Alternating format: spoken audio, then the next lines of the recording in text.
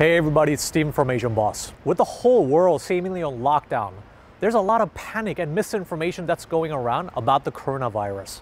South Korea is widely acknowledged for having had one of the best responses to contain the pandemic. And yes, everybody here is wearing a mask, but that doesn't mean they're all sick.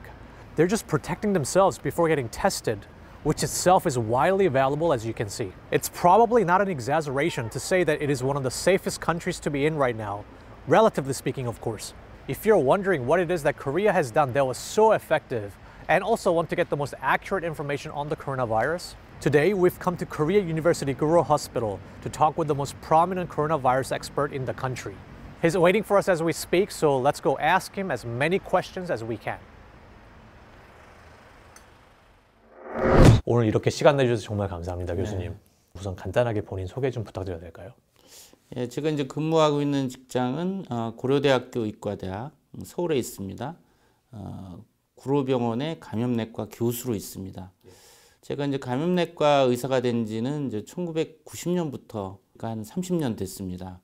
그러니까 30년 동안 여러 가지 그 중요한 감염병들, 결핵, 에이즈, 홍역, 그리고 2003년 사스, 2009년 신종 인플루엔자 팬데믹, 또 2014년 이볼라, 2015년 머스 아웃브레이크까지 다 경험해서 이번 30년 동안 쭉 경험한 것 중에 이번 코비드 19 팬데믹이 사실 가장 어려운 과제가 된 것 같습니다. 그럼 코로나 바이러스에 대해서 지금 어떤 일을 하고 계신가요? 코비드 19 환자들이 이제 의심 환자들이 병원에 오기 때문에 그런 환자들을 일부 보고 있고 또 입원 환자도 보고 있고 감염내과에 여러 스태프들이 있는 중에 제가 가장 시니어여서 방송에 나가서 텔레비전 나가서 이 코로나19 이 감염에 대한 정확한 정보를 국민한테 전달하고 또 기자를 통해서 또 정보를 전달하고 있습니다.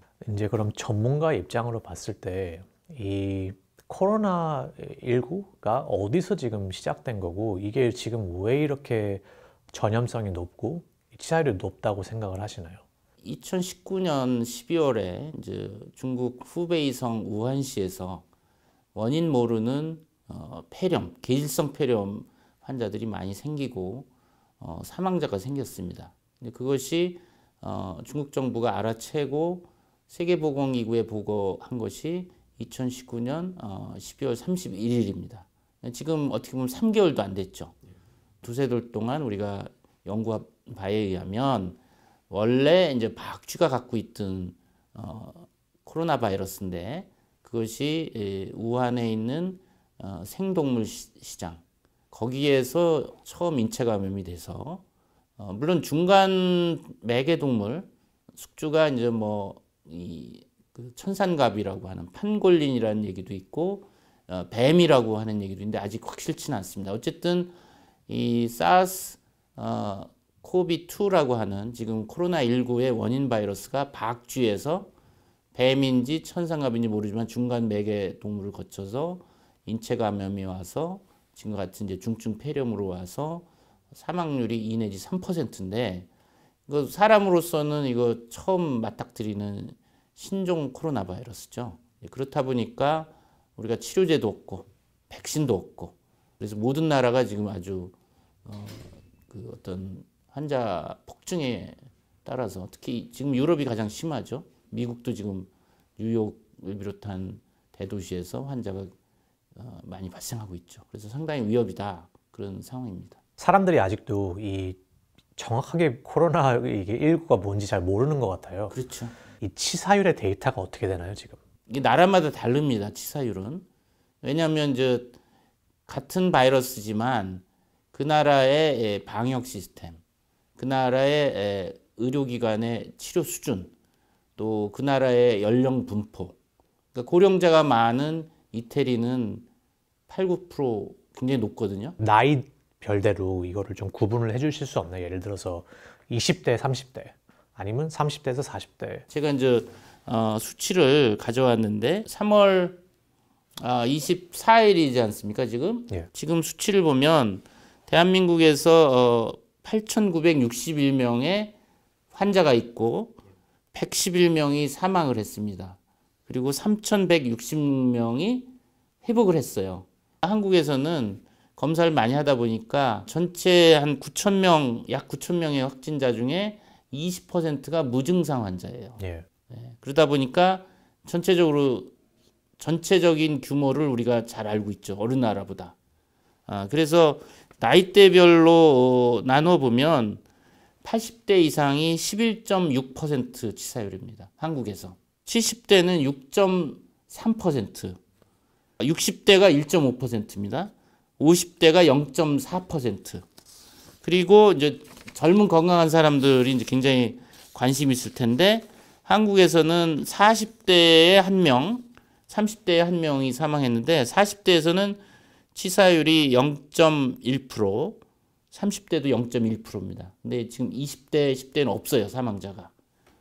그러니까 어떻게 보면은 한국에서도 사망자의 90%는 60세 이상의 고령자에서 발생하고 있는 거죠. 그럼 이 바이러스가 왜 고령자한테만 이렇게 위험한 건가요? 신종 바이러스이기 때문에 백신도 없고 치료제도 없기 때문에 오로지 바이러스 감염됐을 때 싸울 수 있는 무기는 본인의 면역 방어 시스템이에요. 그러니까 10대, 20대, 30대, 40대까지는 가볍게 앓고 뭐 1, 2주 정도 몸살 감기로 앓고 대부분 낫게 되죠. 그럼 이제 증상이 아예 없을 수도 있고. 없을 수도 있고. 지금 우리나라 한국 자료 보면 전체 9,000명 중에 20%가 증상이 없어요. 이게 이제 함정이죠, 어떻게 보면. 증상이 없으면서도 전염성이 있기 때문에 이게 함정이라는 거죠. 그런데 60세 이상을 넘어가면은 면역이 노화가 됩니다. 임뮨 세네센스라고 하는데 특히 80대 이상 되면은 우리가 암 환자처럼 면역이 비유하자면 암 환자 면역 떨어지잖아요. 예. 그런 것처럼 80세 이상이 되면 급격하게 면역이 떨어집니다. 그러다 보니까 바이러스가 80대, 70대에 침투하면은 제대로 이겨내질 못하고 압도돼 가지고 바이러스가 폐렴이라든지 또 그 전신에 이제 염증을 일으켜서 이 고령자에서는 중증 질환으로 가고 또 위중한 크리티컬한 컨디션으로도 가고 사망 위험이 높은 거죠. 또는 만성 기저질환, 소위 이제 크로닉 메디컬 컨디션을 갖고 있는 분들인데 이분들은 뭐 60세 미만이라도 만약 심혈관 질환, 심장 혈관 질환이 있거나 만성 폐 질환이 있거나 당뇨병이 있거나 담배 많이 피는 사람들. 왜냐면 호흡기에 담배 피면 호흡기에 니코틴이 많이 끼면서 이 호흡기가 상처 나고 담배 피는 사람도 중증으로 가고 뭐 그게 아니더라도 뭐 그 면역 억제제, 스테로이드라든지 항암제 쓰는 사람들도 위험합니다. 그러면 이제 한번 걸렸어요. 난 다음에 또 걸릴 수 있는 건가요? 네. 지금 그게 이제 굉장히 두려운 거죠. 지금 아직 모르는 부분이 많아요. 보통 우리가 어떤 병에 걸리고 나면 항체가 생깁니다. 대개 2주 정도 되면 항체가 생겨요. 그 다음에 같은 병에 안 걸려요. 지금 코로나19의 경우는 코로나19를 걸리고 나서 회복을 해서 퇴원했어요. 근데 한 5일 내지 7일 뒤에 다시 증상이 나오고 바이러스가 또 나오는 그런 재발 사례들이 있거든요. 그런 경우들이 가끔 있습니다. 그러면 이 코로나19라는 게 어떻게 걸리는 거예요? 예를 들어서 사람들의 인식은 이게 내가 숨만 내쉬어도 걸린다. 아니면 이게 무슨 어떤 내 얼굴에 재채기를 해야지만 걸리는 거다. 되게 이제 크게 세 가지입니다. 이 주로 이게 호흡기로 바이러스가 들어와서 염증을 일으키면서 열이 나고 기침하고 호흡곤란 있고 이게 이제 주증상인데 그러면 환자가 이제 기침 재채기를 하면 드랍플래시라고 비말이라는 게 이렇게 나옵니다. 침 튀기는 거잖아요. 예, 침 튀는 건데 그 비말이라는 거는 그 침방울이 5마이크론보다 큰 거를 드랍플렛 비말이라고 합니다. 그 안에 수많은 바이러스가 포함되어 있죠. 침방울에. 그 환자로부터 나오는 침방울에. 근데 이제 5마이크론보다 크다 보니까 이게 기침 재채기를 하면 이렇게 포물선을 그리면서 1m 이내 아니면 멀면은 뭐 2m 이내에 떨어지죠. 그러면 눈이나 코나 입의 점막으로 바이러스가 침투하는 거예요. 눈으로도 들어갈 수가 그렇죠. 있는 거네요. 네, 점막으로. 소문에 뭐 쳐다만 봐도 걸린다라고 하는데 그건 잘못된 정보고. 아니면 그냥 공기로 이렇게 그 사람이 지나갔는데 그 다음에 한참 있다가 지나가면 뭐 걸린다 약간. 그건 이제 공기는 좀 다른 거라 이제 다시 설명을 드릴 텐데 가장 흔한 거는 이렇게 비말로 기침 재채기로 전파하는 게 하나고 두 번째는 그 콧물 재채기가 있으면 우리가 손으로 이렇게 비비잖아요. 알게 모르게 무의식적으로. 그럼 손에 콧물이 묻으면서 바이러스가 묻는단 말이에요. 예. 그럼 그걸로 제가 악수를 한다. 그러면 이제 악수를 통해서 접촉 전파가 되는 거죠. 이게 두 번째고, 또 하나는 제가 이제 환자가 기침재채기를 하면 그 비말이 이런 탁자라든지 또 아니면 손잡이라든지 컴퓨터 키보드라든지 이런 데 묻어요. 그러면 이 짧으면 수시간, 길면 3, 4일 그 이상 장기간 3, 4일 살아있어요. 네. 예를 들어서 이런데 이제 누가 이렇게 만졌어요. 네. 그럼 이게 며칠 동안 가나요, 이게? 이런 탁자는 한 3일 정도 가죠. 종이나 이런 옷 같은 텍스타일에 바이러스가 묻으면 생존 기간이 좀 상당히 짧아요. 한 몇 시간이면 그럼? 뭐 종이 같은 경우는 하루 정도. 예. 예. 달라요, 상당히 온도, 습도. 한국처럼 이렇게 겨울에는 온도가 뭐 5도, 습도는 한 30%. 이럴 때는 바이러스가 오래 간다는 거죠. 이 탁자 표면에서 뭐 5일, 7일까지도 갈 수가 있어요. 그 몇 시간 뒤에 이제 지나가는 사람이 손에 묻으면 손에 바이러스가 또 묻겠죠. 아직 살아 있으니까. 그걸로 눈, 코, 입을 또 만지면 감염이 되는. 결국에는 그럼 뭐 공기로 이렇게 숨만 들여 마신다고 뭐 전염되는 건 아니네요. 그렇죠. 그러니까 일반적으로 우리가 일상생활에서는 비말 전염과 접촉 전염과 간접 접촉 이 세 가지가 전파가 되는데 예. 단 특수한 상황에서는 공기 전파가 가능한 거죠. 공기 전파라는 건 이제 에어로졸 트랜스미션이라고 그러고 또는 에어본 트랜스미션이라고 하는 건데, 지금 신천지 교회에서 대한민국에서 뭐 수천 명 그 환자가 생겼지 않습니까? 10층에 교회가 있었는데 거기에 그 밀폐된 공간에 겨울철이다 보니까 창문도 닫혀 있죠.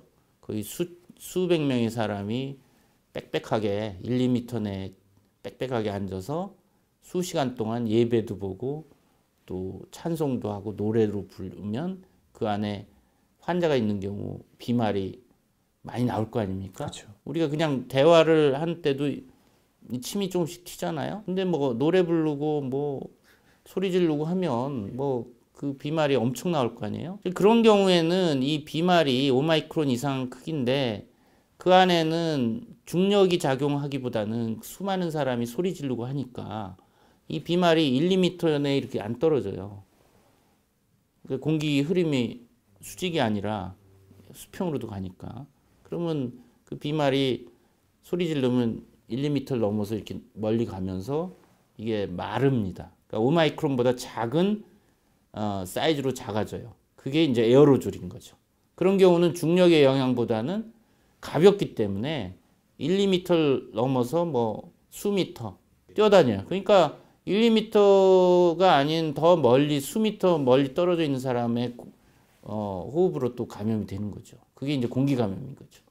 그렇기 때문에 그 신천지라든지 뭐 콜센터라든지 또 밀폐된 공간에 많은 사람들이 빽빽하게 있고 소리 지르고 그 안에서 같이 옹기종기 모여서 식사도 하고 그게 공통적인 요인이에요. 그치만 우리가 뭐 야외에서 공원이나 뭐 이런 산에서 등산하면서 그런 데는 폐쇄되는 환경이 아니니까 예. 그런 데서는 공기 전파는 안 되죠. 교수님께서는 어떤 사람들에게 확진 검사를 받아보라고 권장을 하실까요? 일단은 뭐 열이나 인후통이나 뭐 기침, 호흡곤란 있는 사람들 받아야 되고, 특히 고위험군들 60세 이상 기저질환 환자들은 이분들은 증상이 그냥 피곤하다, 또 왠지 식욕이 떨어진다, 축 늘어진다, 온몸이 쑤신다. 어떤 경우는 최근에 이제 뭐 우리 병원 연구진들도 확인한 건데, 이 코로나19에 걸리면 약 30%에서는 냄새를 못 맡고 입맛도 못 느끼고, 그러니까 그 미각이나 후각이 상실되는 거예요. 뭐 5일에서 10일 정도 그런 걸 느끼거든요. 한 30% 환자들이. 이런 것도 아주 좀 독특한 증상인 것 같아요. 저도 테스트를 뭐 받고 싶다면 저는 뭐 제가 생각하기 건강하니까 뭐 못 받는 거죠. 아무 증세도 없으니까. 아니 본인 돈 내고 검사 받을 수 있죠. 17만 원. 근데 양성으로 나오면 돌려받아요. 또 의사가 예. 이 사람 필요합니다 그러면 또 무료로 받을 수 있어요. 지금 우리나라 이제 대한민국이 코로나19 확진이 되면 치료 비용도 다 나라에서 대주지 않습니까? 상당히 이런 나라가 많지는 않죠. 그럼 눈으로 들어갈 수 있다고 하는데 이제 주변을 둘러봤을 때 모든 한국 사람들이 거의 마스크를 차고 있잖아요, 지금. 네. 그래서 오늘 저도 이렇게 제 마스크를 가지고 왔거든요. 네. 근데 이 마스크가 어차피 눈으로 들어가는데 이거를 써봤자 소용이 있는 건지 그럼? 안경 쓰고 계시잖아요. 전 안경도 도움이 되는 거예요. 아, 그럼요. 그러니까 왜 눈, 코, 입을 얘기하냐면 이 안에 점막이 있잖아요. 눈꺼풀 안쪽에. 그리고 이 안쪽에 점막이, 입 안에도 점막이 있고. 이 피부로는 못 들어와요, 바이러스가. 그러니까 눈, 코, 입의 점막에, 호흡기 점막에는 바이러스가 붙는 리셉터가 있어요. ACE2 리셉터라고. 그게 붙어야지 바이러스가 들어가요. 피부에는 없어요. 피부는 이게 일종의 그 배리어예요. 방어막이라고. 그러니까 귀로는 안 들어가죠. 그러면 지금 이 마스크를 하는 게 얼마나 효과가 있나요? 마스크 효과 있죠. 있습니다. 예, 그럼요. 그러니까 왜냐면 2003년 사스 때도 그랬고, 그러니까 홍콩에서 뭐 그 싱가포르, 캐나다, 대만, 중국에서 사스 때 의료진들이 많이 감염됐거든요. 처음에는 모르고서. 지금도 중국 우한에라든지 이태리도 의료진 많이 감염됐잖아요. 그때도 연구를 해보니까 마스크 쓰고 손 씻기 한 의료진이 안 한 의료진보다 감염률이 현저히 낮아요. 소위 서구 사회, 유럽이나 미국 이런 데는 일반인들 안 쓰잖아요. 예. 예, 전 그게 좀 이상하다고 보는데 그렇게 이제 미국 서전 제너럴이 마스크 쓸 필요 없다. 또 뭐 WHO에서도 마스크를 일반 사람들한테 권고하지 않는다 그러니까 저는 그게 아니다. 그 트위터인가 어디 올린 거 보니까 그걸 잘 해석을 해야 돼. 보면 일반인들이 마스크를 그렇게 살려고 애를 쓰는데 그럴 필요 없다. 마스크는 의료진이 제일 필요하다. 의료진이 마스크가 없으면 더 위험해질 수가 있다. 환자를 진료를 못하니까. 그러니까 거기에 보면은 이 미국처럼 마스크가 부족한 상황에서 제일 우선순위는 의료진한테 가야 되는데 그러니까 이제 그 공급이 모자르니까 그렇죠. 그래서 그렇게 얘기한 거지. 원래 쓰긴 써야 되는데 예. 제가 가지고 있는 게 이게 지금 KF94거든요. 그러니까 이게 저는 N95랑 예, 비슷하다고 컴패터블 한 보는데 거죠. KF94를 쓰는 건 N95를 쓰는 거나 마찬가지니까 예. 의료진한테 필요한 걸 일반인들이 쓰는 거예요. 근데 제가 보기에는 길거리에는 다 대부분 사람들이 요즘은 이제 KF94를 쓰고 있거든요. 어쨌든 결론은 이거를 쓰면은 확실히 보호가 되긴 하는 거네. 그럼요. 예. 아니 왜 의료진들이 병원에서 마스크를 못 쓰겠어요? 예방이 되니까 쓰는 거지. 그리고 이미 사스나 메르스 때 다 입증이 됐다고요. 한국에서 사람들이 이렇게 마스크를 많이 쓰고 다니기 때문에 그만큼 감염이 좀 덜하다고 봐도 되는 거예요. 그럼요. 그러니까 WHO도 그 마스크에 대한 권고사항에 일반인들이 마스크 착용을 권고하지 않는다. 단 동양권에서는 문화적 차이로 마스크를 권고하기도 한다. 이렇게 돼 있는데 사실 그것도 좀 문제가 있죠. 왜냐하면 분명히 마스크가 예방 효과가 있는데 지금 뭐 중국이나 홍콩이나 일본이나 한국이나 다 아시아권은 마스크 쓰잖아요. 지금 많은 나라들이 유럽이나 미국 환자가 급작스럽게 늘어서 지금 난리잖아요. 한국은 그나마 지금 환자가 그렇게 많지 않은 이유 중에 하나가 이런 마스크 착용, 또 손 씻기 열심히 하는 거. 지금 한국을 되게 다 칭찬을 하고 있거든요. 네. 반응이 되게 빠르다. 네. 또 테스트 같은 것도 뭐 엄청나게 지금 한다. 근데 한국이 지금 테스트를 얼마나 많이 하고 있나요? 그러니까 하루에 15,000건을 실시를 해서 현재 지금 까지 이제 지금 33만 8천 건을 했어요. 3월 23일까지 33만 8천 건을 했어요. 근데 다른 나라는 지금 테스트를 못해서 지금 난리잖아요. 근데 왜 한국이 어떻게 이렇게 빨리 테스트를 거의 30만 건을 넘게 할 수 있었나요? 한국이 왜 이러냐면 2009년 신종 인플루엔자 팬데믹을 겪었고 또 2015년 5년 전에 머스 아웃브레이크를 겪어서 많은 국민들이 그 교육을 받았어요. 그 교훈을 얻었다고요. 그걸 겪으면서 손 씻기와 마스크 착용이 예방이 되는구나. 머스 아웃브레이크 때 그때 이미 우리는 진단 키트를 빨리 개발해서 사용하는 것이 중요하다라는 걸 알고 있었어요. 제가도 뭐 머스 아웃브레이크 때 그 국가적인 래피드 리스폰스 팀장으로 이제 그걸 직접 방역의 일선에 있었는데 그때도 제가 제일 중요한 거는 우리가 백신이나 치료제는 개발할 수 없어요, 초기에.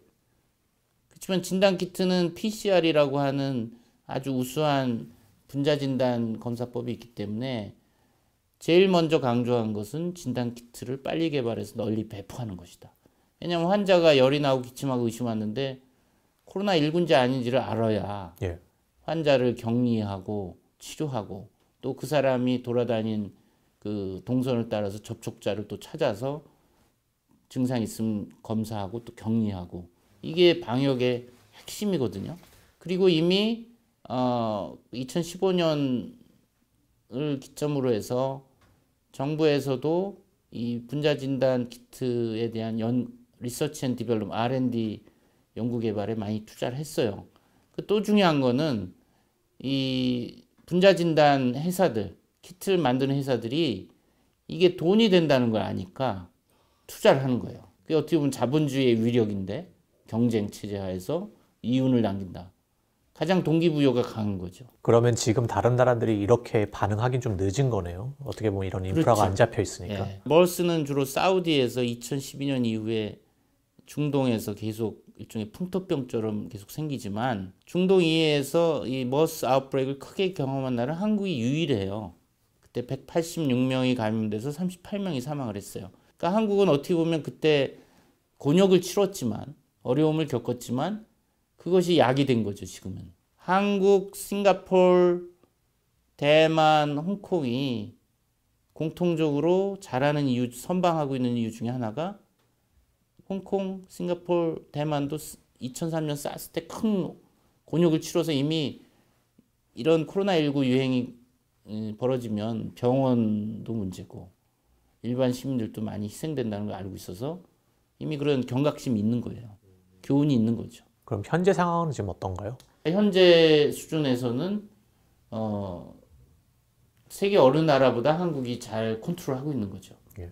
그렇지만 이것이 끝난 게 아니다. 아직도 위협이 있다. 지금 이제 문제가 되는 거는 유럽이나 북미, 그러니까 미국에서 그 한국 사람들과 외국인들이 들어오면서 감염돼서 들어오는 환자들이 늘고 있어요. 이제는 반대로. 예, 역유입. 예. 그래서 이제 인천공항에서 하루에 진단되는 그 코로나19 환자들이 상당히 많단 말이에요. 아, 그럼 지금 인천 공항에서도 이거를 지금 다 막고 있나요, 지금? 유럽에서 입국하는 모든 사람은 확진 검사를 해요. 3월 20일부터 유럽에서 입국하는 그 내외국인은 다 검사를 한단 말이죠. 그래서 하루에 지금 우리나라에서 확진되는 코로나19 환자의 20% 정도가 외국에서 들어오는 케이스들이에요. 사례들이에요. 그 검사를 하면 그 결과 양성, 음성 나오는 데까지 그 결과가 얼마나 걸리나요? 시간이? 보통 6시간 걸리는데 지금 워낙 많은 사람을 한꺼번에 검사하다 보니까 그 임시 시설에 이제 하루 정도 대기하면서 결과를 그 다음 날 통보를 받아서 이제 결정을 하는 거죠. 그러니까 이제 양성이면 중환 환자들은 병원으로 가고 경환 환자들은 생활치료센터로 가고 음성이면 집에 가서 2주간 자가격리를 하죠. 근데 이제 우리가 자가격리 어플리케이션을 깔아줘요. 스마트폰에다. 자가격리 어플리케이션을 깔고 집에 있으면 그 위치 추적이 됩니다. GPS가. 벗어나면 이게 이제 그 경보음이 울려서 이제 벗어났다. 자가격리를 이탈했다. 그리고 증상을 앱의 어플리케이션에 하루에 2번 입력을 해야 돼요. 열이 있는지 뭔지. 왜냐면 자가격리자 중에 2주 동안 잠복기에 있는 사람들은 증상이 시작할 수가 있거든요. 그러니까 그 어플리케이션에 또 그 증상을 넣는 거죠. 그러면 이제 그 모니터하고 있는 사람들이 만약 이걸 입력을 안 하면 이 사람 뭔가 자가격리 안 한다. 연락을 하게 되죠. 저는 그렇게까지 하고 있는지 몰랐거든요. 물론 이제 인권 문제도 좀 있습니다. 위치 추적하는 거를 그게 맘대로 해도 되냐. 물론 뭐 아마 동의를 받겠죠, 뭔가. 왜냐면 미국 같은 데서는 절대 안 될 것 같은데. 그렇죠. 그러니까 이게 지금 코로나19 유행을 봐도 각국이 하는 대응 방식이 다르다, 굉장히. 컬처와 그 나라의 전통과 트레디션과 한국은 그런 동양권의 문화가 있잖아요. 또 중국은 중국대로 강력한 문화가 있고 중국은 더 하잖아요. 그렇기 때문에 어떻게 보면 지금 통제되고 있는 거라고도 볼 수 있고. 지금 한국에 있는 모든 시민들이 지금 뭐 학교도 다 이제 개학도 연장되고 사회적 거리 운동을 이제 정부가 직접적으로 이제 뭐 문자도 보내고 그렇게 하잖아요. 그게 지금 얼마나 잘 실행되고 있다고 보시나요? 20일, 요 며칠 전부터 국무총리가 이제 특별 담화문을 해서 사회적 거리두기를 강력하게 권고를 하고 있어요. 그러니까 종교시설하고 또 유흥시설, 술집 뭐 이런 거, 그 다음에 실내 체육시설 이 세 군데를 지난 20일부터 2주 동안 문을 닫아라 라고 강력하게 권고만 한 거지 강제사항이 아닙니다. 뭐 5, 60대 이상 나이 든 사람들은 잘 지킵니다. 근데 이제 문제는 10대, 20대 지키기 어려워요. 왜냐하면 10대 같은 경우는 대한민국에서는 교육이 제일 최고거든요. 아무리 아프고 열나고 힘들어도 학교 가야 되고 학원 가야 돼요. 지금 학교는 개학을 연기했어요. 초중고등학교. 이 코로나19 때문에. 근데 아이들은 저녁에 학원을 간단 말이에요. 그러니까 학교를 아무리 폐쇄하고 있어도 저녁에 학원 가가지고 지금 뭐 지난 주말만 해도 한 90%의 학원이 문을 열었다고 합니다. 뭐 이게 동양권에 특히 그 대학을 잘 가는 것이 인생을 결정하기 때문에 특히 고등학교 학생들은 학원에 가서 또 저녁에 좁은 공간에서 공부하면서 접촉을 많이 한다는 것이고 20대는 또 강남에 이제 클럽을 뭐 금요일이나 토요일 날 간단 말이에요. 아랑곳하지도 않고 마스크 쓰지 않죠 당연히. 그 밀폐된 공간에서 뭐 춤도 추고 술도 마시고 왁자지껄 떠드니까 잘 안 지킨단 말이에요. 뭐 PC방, 노래방. 근데 사실은 이 10대, 20대 특히 우리나라에서 코로나19 환자의 약 30%가 20대에서 발생하고 있어요. 굉장히 독특한 현상이죠. 그 전문가로서 교수님의 입장은 코로나19가 언제까지 이제 이게 계속 갈 거라고 보시나요? 왜냐하면 어떤 사람들은 뭐 이제 이게 여름이 되고 날씨가 따뜻해지면 더 줄어들 거다. 네. 그리고 이게 계속 갈까요? 아니면 이게 정말 저희가 이제 이걸 아예 없앨 수 있나요? 상당히 뭐 이제 중요한 가장 많은 듣는 질문입니다. 최근에. 지금 전망이 쉽지가 않아요. 단기간에 안 끝나는 거 확실한 거고. 그럼 이게 아예 없어진다거나 그런 희망은 없는 건가요, 지금? 그러니까 이제 몇 가지 시나리오가 있을 수가 있는데 첫 번째 우리가 가장 베스트 케이스 시나리오는 2003년 사스 때 2002년 11월부터 이제 중국 남부 광동성이 시작돼서 홍콩으로 환자가 와서 이제 전 세계 여행객을 통해서 전 세계 퍼져서 한 8천여 명이 감염되고 774명이 사망했어요. 그러니까 치사율이 9.6% 정도 됐죠. 7월 초에 끝났어요. 사스는.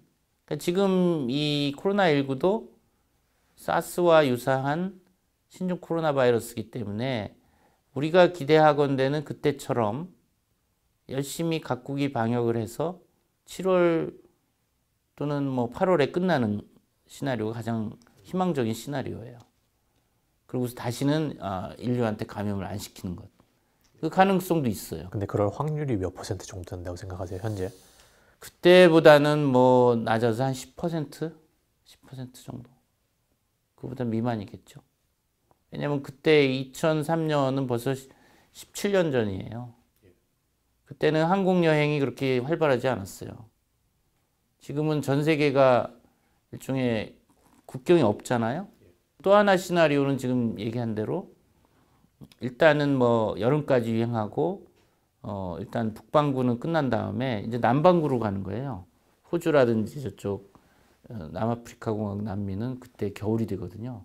그리고 또 이제 10월, 11월에 이제 북반구로 또 오는 거죠. 우리 독감처럼 계절 독감처럼 순환을 하는 거예요.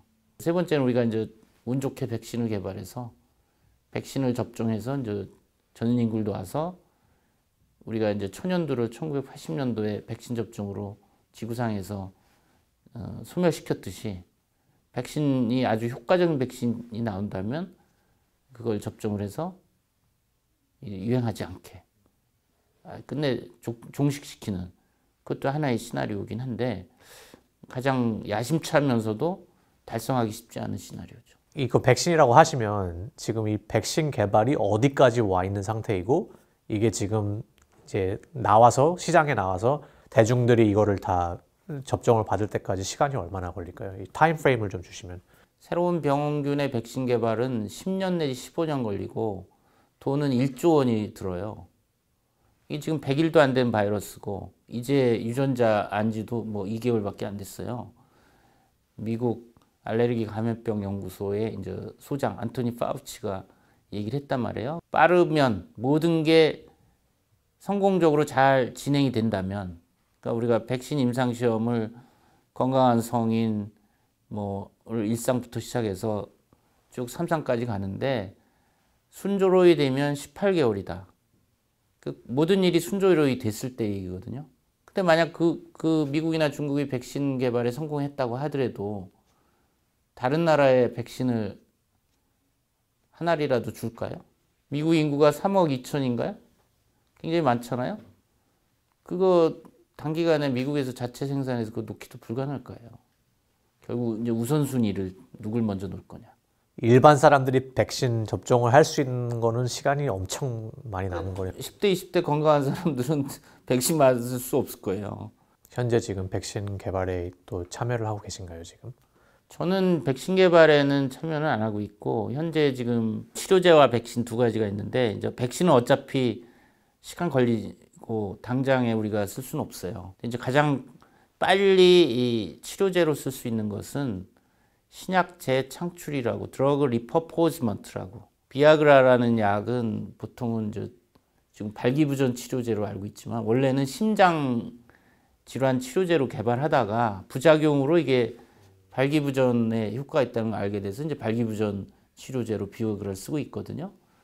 그런 거와 마찬가지로 기존의 다른 감염병으로 치료제로 이미 허가돼서 사용되고 있는 약을 코로나19라는 병의 적응증, 인디케이션으로 사용하는 것을 이제 신약 재창출이라고 해요.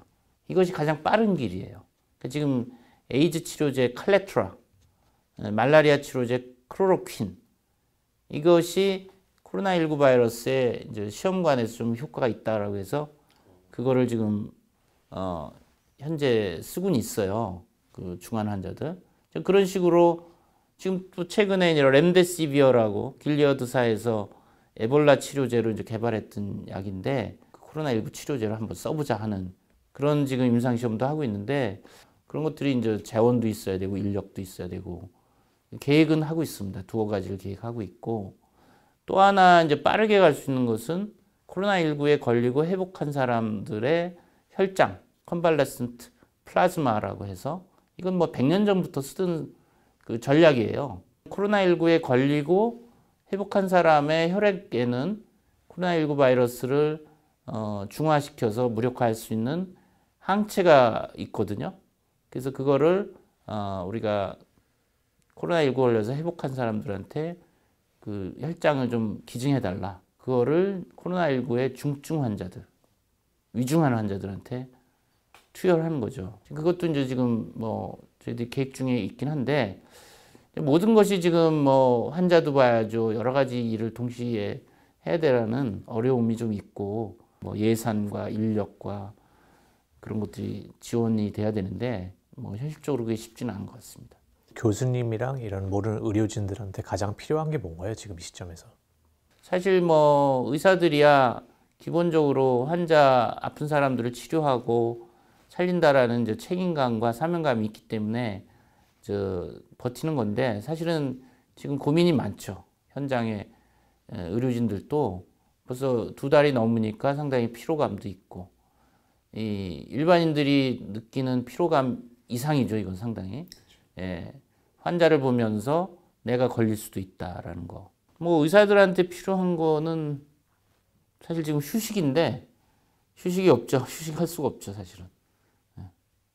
일선에 이제 전쟁터에서 바이러스와 싸우는 병사인데 뭐 전쟁 중인데 어떻게 휴식이 있을 수 있나요? 그런 것이 어려운 것 같아요. 제가 지금 듣기로는 상황이 그렇게 긍정적인 것만 같지는 않은데, 그러면 지금 이 상황에서 저희 뭐 20대, 30대 아니면 10대들 전 세계에 있는 20, 30대들에게 어떤 조언을 해주고 싶으신지. 그러니까 나는 뭐 걸려도 괜찮아. 나는 뭐 가볍게 앓고 지나가니까 뭔 걱정이야. 이렇게 할 수도 있지만 가족 중에 고위험군한테 퍼뜨리면 생명에 위협이 될 수 있다. 위독하게 할 수 있다. 이런 걸 생각을 하시면 20대들이 뭐 손 씻기나 마스크 착용, 사회적 거리 두기를 철저히 지켜야 됩니다. 본인 건강도 지키고 가족 건강도 지키고 넓게는 사회나 국가의 그 유행을 막을 수 있는 그 개인 하나하나 개인이 그 방역에 기여를 하는 겁니다. 오늘 정말 바쁘신데도 이렇게 또 시간 내주셔서 다시 한번 감사드리고, 그냥 인류를 위해서 이제 지금 아무리 위해서가 아니라 힘드시더라도 좀 더 인류를 이렇게 위해서가 아니라 우리 더 이렇게 더 애써주시면 저희로서는 정말 감사하겠습니다. 뭐 이렇게 영광입니다. 이렇게 그 아시아나 뭐 전 세계에서 다 볼 거 아닙니까? 예, 그래서 한국에서의 그 이 코로나19에서 잘 대응한 점들을 다른 나라들이 좀 본받고 한국에서 잘 못한 부분은 또 본받지 말고 그건 좀 교정해서 잘 전략을 짜면 될 것 같아요. 그러니까 중요한 거는 이건 사이언스다. 겸손해야 돼. 자만하는 순간 우린 당한다고. 그러니까 아마도 뭐 미국이나 유럽 국가들은 자만했을지도 몰라요. 마스크 별거 아니야. 이랬을지 몰라요. 근데 우리는 겸손해야 된다. 끝까지. 끝난 게 아니다. 끝날 때까지 끝난 게 아니다. 네. 그게 이제 제가 하고 싶은 말입니다.